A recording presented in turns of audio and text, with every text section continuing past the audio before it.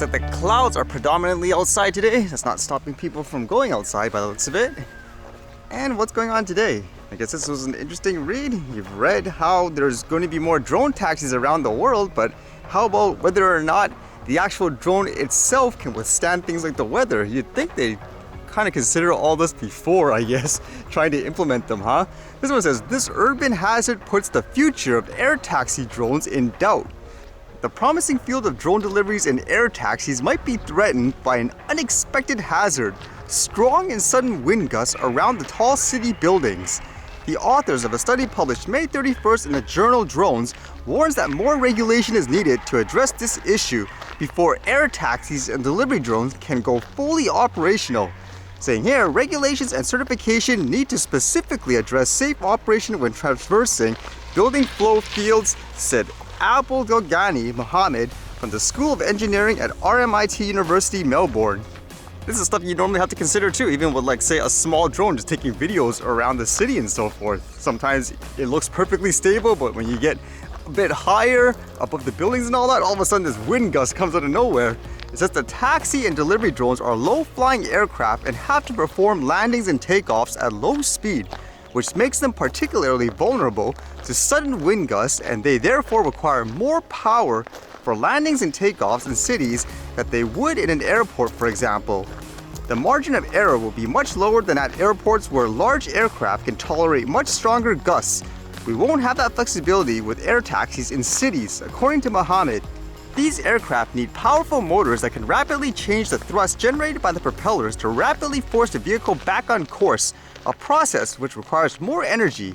Even with only moderate winds, high levels of turbulence intensities can occur, producing gusts that will impact the stability and control of the aircraft, especially during landing and takeoff maneuvers.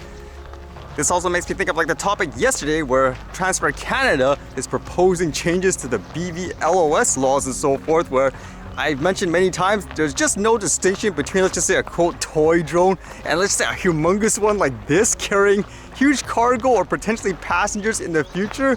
I mean, there's a clear difference. These ones, in my opinion, you should be really thorough in terms of safety and all that. And today there was so much news talking about things like an insurrection or something like that in Russia. Like, hey, what's going on? Apparently it's settled down, but I guess this was kind of a follow-up. It says here, what is happening in Russia right now? Putin's spokesman says Wagner chief to leave for Belarus. Yevgeny Prigozhin, head of Wagner Mercenary Group, says his troops were reversing after they had advanced toward Moscow in a widely watched test of Russian President Vladimir Putin's authority. We will turn around our columns and leave in the opposite direction to the field camps, according to the plan, he said in an audio statement Saturday. Prigozhin said he is ending his insurrection because the moment arrived when Russian blood might be shed. After negotiations with Belarus's authoritarian president Alexander Lukashenko, Prigozhin said he is reversing. Earlier Saturday, Putin pledged decisive actions Saturday to halt what he described as a treasonous armed rebellion by the Wagner Group, whose insurrection had threatened to end Putin's 24-year rule. Prigozhin had vowed to go all the way to Moscow to topple Russia's military leadership. So I guess that clarifies it a bit. At first I thought it was actually the military itself in Russia just deciding, oh, we're gonna go against you. It says the Wagner Group is a private military army that has been fighting alongside Russia's regular army in Ukraine, but tensions over how the war has been fought have been building for months. On Friday, Prigozhin accused Moscow of launching a deadly military strike on his troops. Prigozhin claimed Saturday his forces has crossed into Russia and Ukraine and reached Rostov-on-Don, home to Russia's military headquarters for the southern region that oversees the fighting in Ukraine. I would think too, stereotypically a mercenary just does whoever pays him the most money too, correct? So it makes me wonder if that would have solved the situation. Here's more money. By the way, let's see what happens, I guess.